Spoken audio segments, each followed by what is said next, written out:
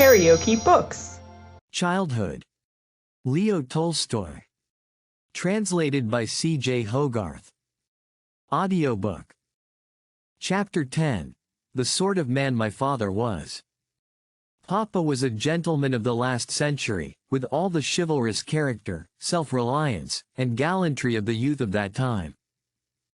Upon the men of the present day he looked with a contempt arising partly from inborn pride and partly from a secret feeling of vexation that, in this age of ours, he could no longer enjoy the influence and success which had been his in his youth. His two principal failings were gambling and gallantry, and he had won or lost, in the course of his career, several millions of rubles. Tall and of imposing figure, he walked with a curiously quick, mincing gait, as well as had a habit of hitching one of his shoulders. His eyes were small and perpetually twinkling, his nose large and aquiline, his lips irregular and rather oddly, though pleasantly, compressed, his articulation slightly defective and lisping, and his head quite bald. Such was my father's exterior from the days of my earliest recollection. It was an exterior which not only brought him success and made him a man of bon's fortunes but one which pleased people of all ranks and stations. Especially did it please those whom he desired to please. At all junctures he knew how to take the lead, for, though not deriving from the highest circles of society, he had always mixed with them, and knew how to win their respect. He possessed in the highest degree that measure of pride and self-confidence which, without giving offense, maintains a man in the opinion of the world. He had much originality, as well as the ability to use it in such a way that it benefited him as much as actual worldly position or fortune could have done. Nothing in the universe could surprise him, and though not of eminent attainments in life, he seemed born to have acquired them. He understood so perfectly how to make both himself and others forget and keep at a distance the seamy side of life, with all its petty troubles and vicissitudes, that it was impossible not to envy him. He was a connoisseur in everything which could give ease and pleasure, as well as knew how to make use of such knowledge.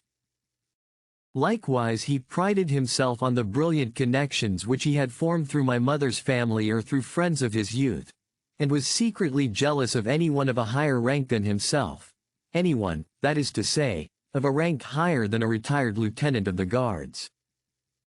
Moreover, like all ex-officers, he refused to dress himself in the prevailing fashion, though he attired himself both originally and artistically, his invariable wear being light, loose-fitting suits, very fine shirts, and large collars and cuffs. Everything seemed to suit his upright figure and quiet, assured air. He was sensitive to the pitch of sentimentality, and, when reading a pathetic passage, his voice would begin to tremble and the tears to come into his eyes, until he had to lay the book aside. Likewise he was fond of music, and could accompany himself on the piano as he sang the love songs of his friend A, or gypsy songs or themes from operas.